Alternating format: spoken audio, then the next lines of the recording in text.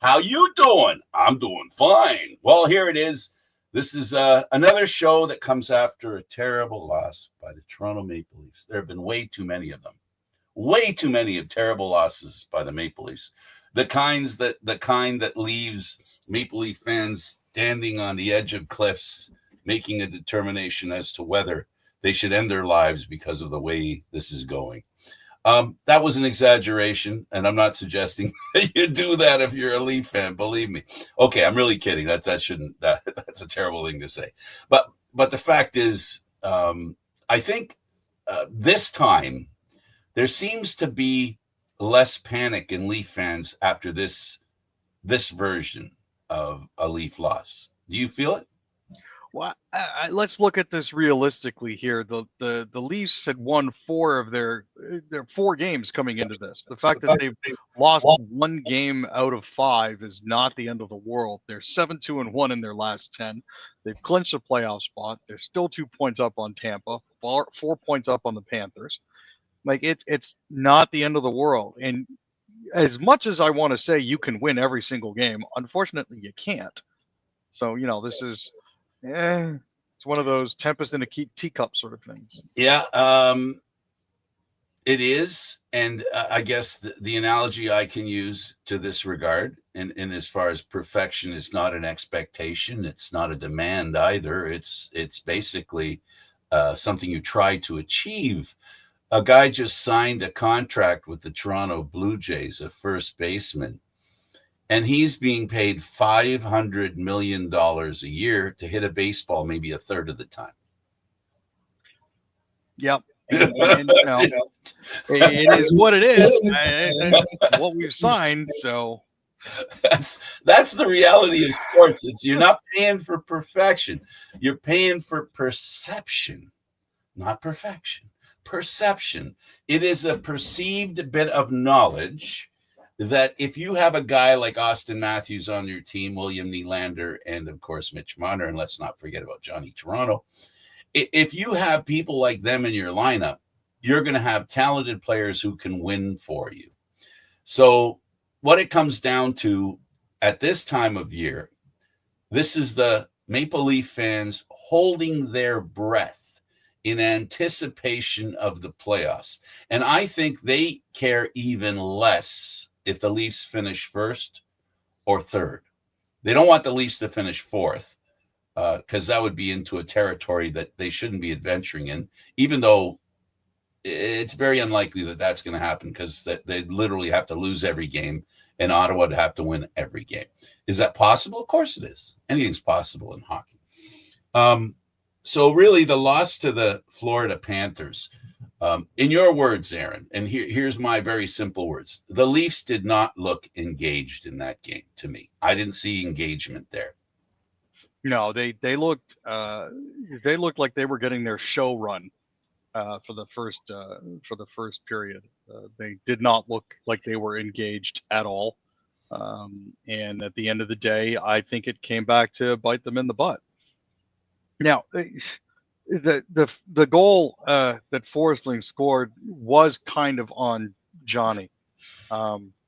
He put his stick down, saw the linesman's hand move, and then promptly pulled his stick up again. It makes me wonder if he thought something else was going on there. I know they mentioned it on the broadcast that it seemed like he thought something else was going to happen. But yeah, it definitely looked like a weird thing for him to do right off the face-off. Well, go ahead. Sorry. I was going to say, Wall needs to make a stop there. That is the one thing that I can say with certainty is that that's one of those places where you would really like to see him get a save. But unfortunately, that's not the way it worked out. So, at the end of the day, this is where we're at with everything. You have a goalie that needs to make sure that he does make stops. You've got to make sure that there are guys that are hard on the puck off the face-offs, and we can get that rectified. Johnny T in the post-game interview said, and I'm paraphrasing, basically you build up a library of information based on the guy you're opposing in the face-off circle. it helps manufacture a plan when you skate up to the dot and get ready to win the faceoff, to attempt to win the faceoff. So you're looking for something that for that opponent to do, which is part of what you're affects what you're going to do. And Mhm. came out of his mouth was simply, he didn't act the way I thought he was going to act. So, he didn't do the opponent in the faceoff circle, didn't do what Johnny Hockey expected to happen. And to expand on the point, if people didn't hear it or didn't watch the game, the other reasoning was that Johnny Hockey might have assumed the referee was going to take back that dropping of the puck, because usually referees wait for you to put your stick on the ice before they drop the puck.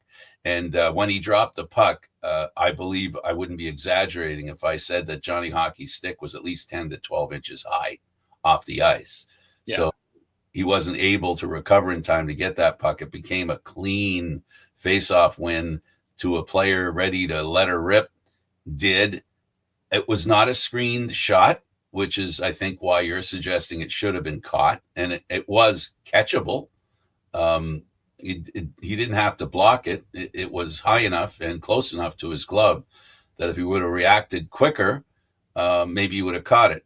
But I wouldn't hang the loss on him. I'm going to defer to what I said earlier, and that is that this Leaf team did not look engaged that night. And the goal that Tavares got didn't tell the story of the way his game went. He could not put together a good shot most of the night. That was the one time that the puck was on his stick and he shot the puck. There were like at least 3 or 4 other times where one-timer, nope, stick handle, where'd it go? All that stuff, right? And then we saw, unfortunately, 44 had one of his brain cramps, and beautiful deflection to the front of the net. Yeah, it was his net. That was just one of those unfortunate plays. You think you're doing the right thing to try to get there, and it just sort of gets away from you. And the next thing you know, it's there in the boards. Was there an opening in the boards at that spot? I know there was a little cluster of snow right there where the puck went. It looked almost as though his stick got stuck against the boards, like he didn't flick it. No, it did look like there was something else that was there, and that's potentially why it bounced out. But at the same time, you got to get rid of it before that, so that it doesn't happen. So, well, to me, the whole reason why the Leafs and people who are following the Leafs are making all this noise about the imperative nature of finishing first, which I think is a herring. It's not. It's not. I don't see it as an important issue.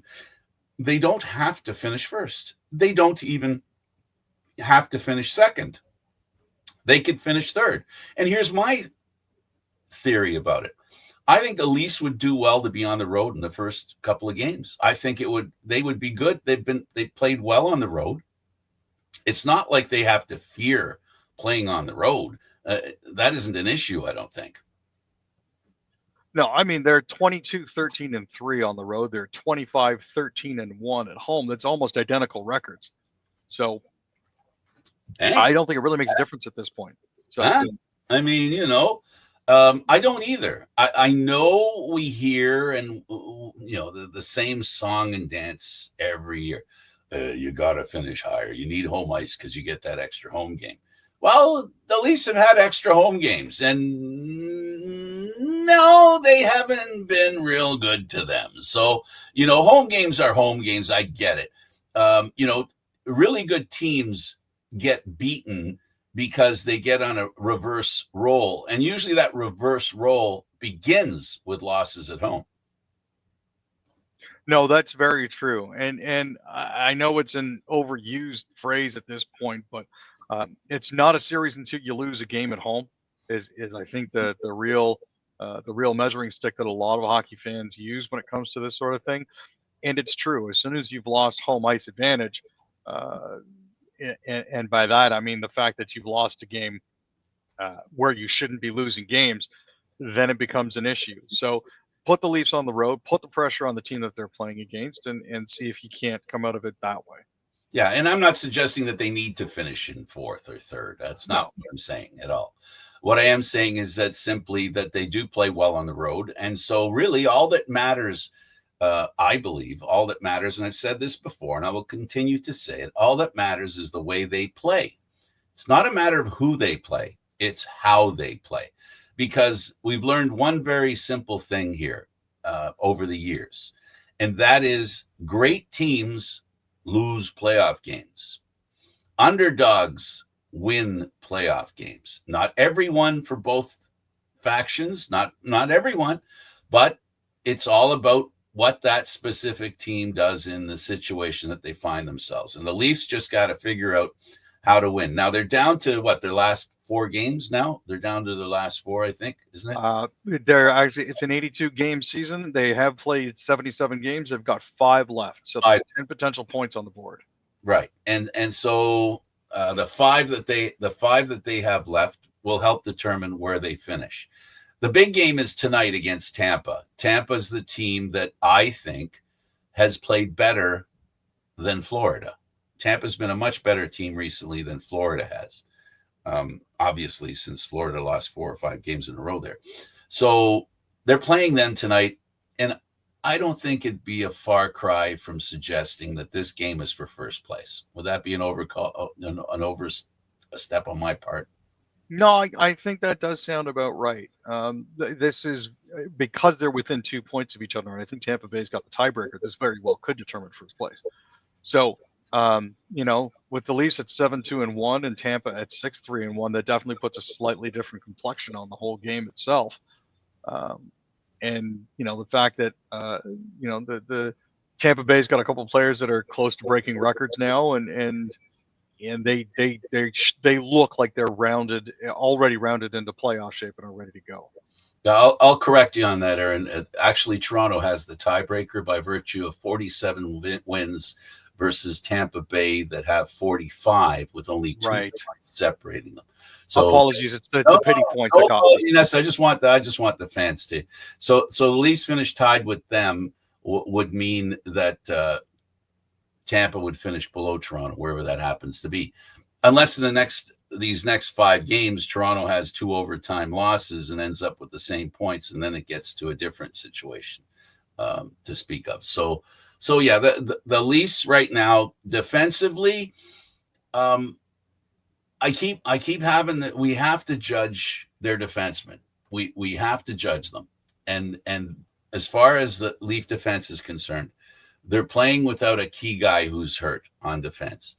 And they're doing I like the kid that's playing defense, Aaron. Big guy, strong guy, likes to shoot the puck. That would be something that we're not really used to with Leaf defensemen. But Myers looks comfortable back there. I'm not surprised, but I am heartened, if you're a Leaf fan, to know that when they get back their number 2 defenseman, that he slides out and he's ready to go no matter what happens. I don't think the loss was. Well, I shouldn't say that, because one of the problems the Leafs had was getting out of their own zone. And nothing helps you getting out of your own zone than that first pass from a defenseman. And that was one of the problems with the Leafs last night. Yeah, for sure. I mean, when you look at who they've currently got on the blue line, it just seems like a bit of roulette when you have to determine who comes out, whether it's going to be Benoit or Myers.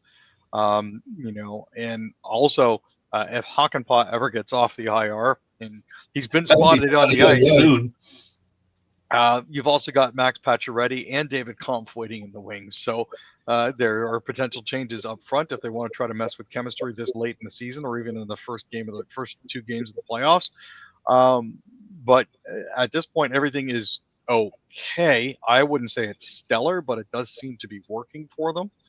But yeah, once McCabe is ready to come back, and when Kampf is ready to come back at forward as well, that changes the complexions of things and makes things just a little more interesting. those are two players they want in their lineup. And here's a question I have for you, thinking ahead to next week. So we're going to have a couple of shows before this happens, but I want you to start thinking about this so you can change your mind later or reinforce what you decide now. Do you want to see a Leaf lineup, the playoff lineup in the last game of the year, or do you care? Don't particularly care. You're okay with using a different lineup the last game of the season? Yeah. Okay. 100%. We'll ask every show. We'll ask that question, and we'll see how consistent you are. I'm not sure. It'll change for me. For just as an example, if Hakanpää comes back and he comes back next week with 3 games left, I would really like to see him in at least 2 of those games, if not all 3. Oh, for sure. I mean, I'd like him to at least get his beak wet, and see if he's in any condition to go. The problem that we have here is the Leafs may not actually have that sort of an opportunity, just based on what's happened to the Marlies in the past few games. They've actually fallen out of a playoff spot at this point. They're now back down to 5th in their division. Their magic number is starting to look more and more out of reach. As it's currently listed, the Marlies' magic number is 7. And that they don't make it. Yeah, and they currently have 77 points. They need at least 84. They have 5 games remaining, and they need to get 7 points in those 5 games if they want to have any sort of hope of making the playoffs whatsoever. I may get lucky in that I don't have to pay for playoff games again this year with my season tickets. So there's that to look forward to too. Oh, well, what is it about the Marlies this year that's different, that has made them less of a competitive squad, do you think? I have an idea. A lot of it has been ups and downs. A lot of it has been them being used as warehousing for Leafs players that the Leafs don't necessarily want to bring up. There is, technically speaking, no real salary cap or roster cap per se when it comes to the AHL. So the Leafs can use them to their advantage to sort of shuffle players down there and keep them out of the way. By the way, I would like to say that I think it's great that I've actually had the opportunity to see Ryan Reeves not only score a goal with the Maple Leafs live, but I've also seen him score a goal for the Marlies live. So both ends of the coin there, as it were. I've seen him score for the big squad, and I've seen him score for the farm team. So here's my theory as to why the Marlies are having a little bit of a harder time this year. We're seeing the result of the last 4 or so years of the Leafs giving away draft picks to bring those guys in that maybe you'll put them over the top. They've given up a lot of great opportunity to bring in good young players, and that's what they're missing in the Marlies. Some really, stellar young players, and we saw them do it again. They sent one to Boston. They sent Easton Cowan there, and that's a guy that could help, with the baby Leafs a little bit. And while that's a big problem for the Maple Leafs, that they don't have the draft picks that other teams have, and the youth is what carries the Marlies. That's the downside. On the upside, what it does mean is that when the Leafs approach these college players that are going into the National Hockey League and accepting contracts, picking teams to play for, it gives the Leafs a leg up on other teams, because those players, when the Leafs say, hey, look, we don't have a lot of prospects, you'll get a really good chance. And it's proven true that the Leafs have been an organization that has given a lot of players a chance to advance and to play well. And the Leafs aren't a team that spitefully hang on to players just because they have talent or whatever. If a player starts losing interest in playing for the team, the Leafs pretty early in the conversation, if they really don't think the person's a top 6 or top 9, for example, forward, they'll let them go. They've done that. They've traded them away. We've seen it over the years. So, if you're a college age player who's coming into the National Hockey League, coming in with the Leafs, you're going to get a good shot to play for the big team. And I think that's important.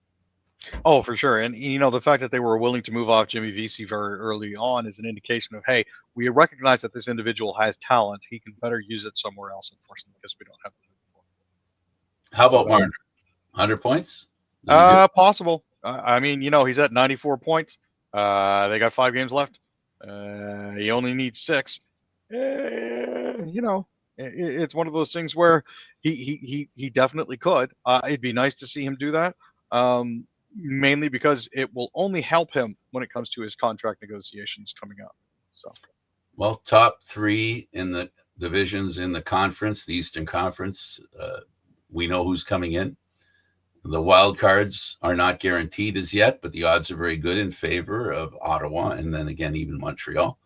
The Ranger loss kind of helps with that regard, and of course, their victory last night, Montreal's victory last night.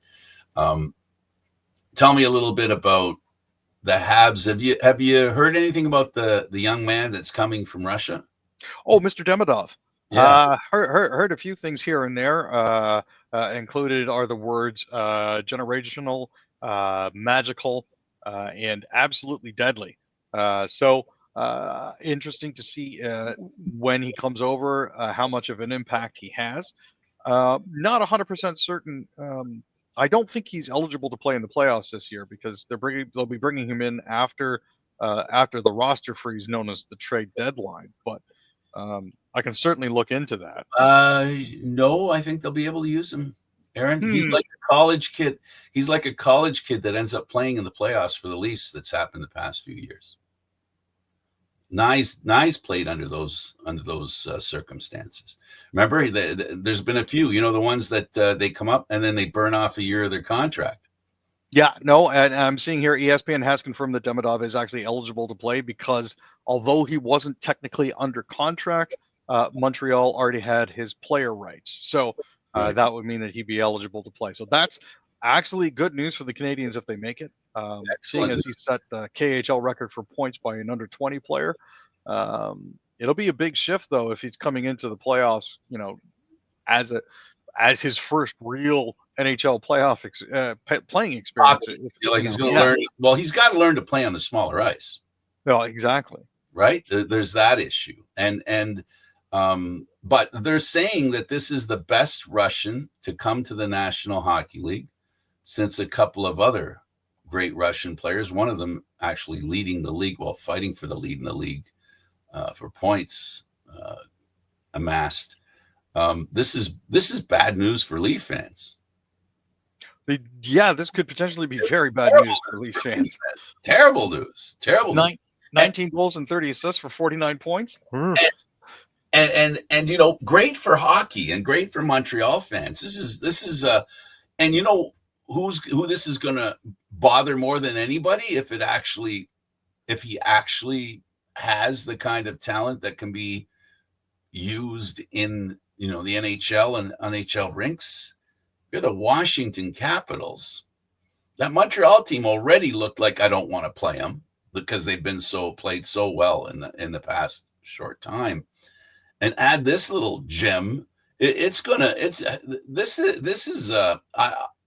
I in my wildest dreams have Montreal beating Washington, Toronto or Ottawa, or both playing in the the Atlantic Division final, and Montreal winning and Toronto or Ottawa making it to the conference final would be awesome.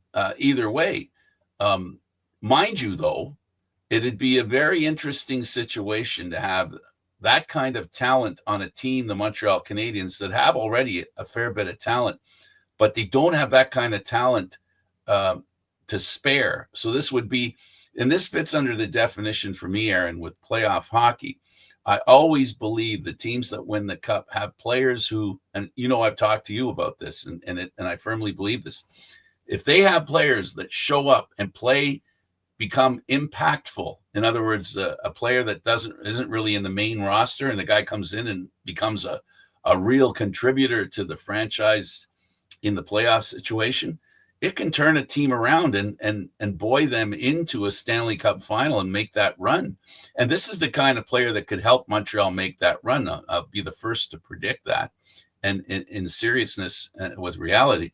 And the other thing is the Ottawa team, no different than Montreal in the sense of, how good they are.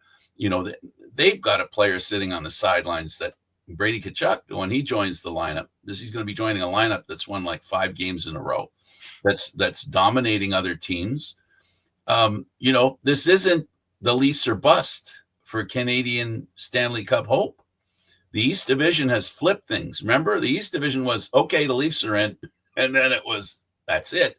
And then you have on the other side, you have 3, sometimes all 4 making the playoffs in the Western Division.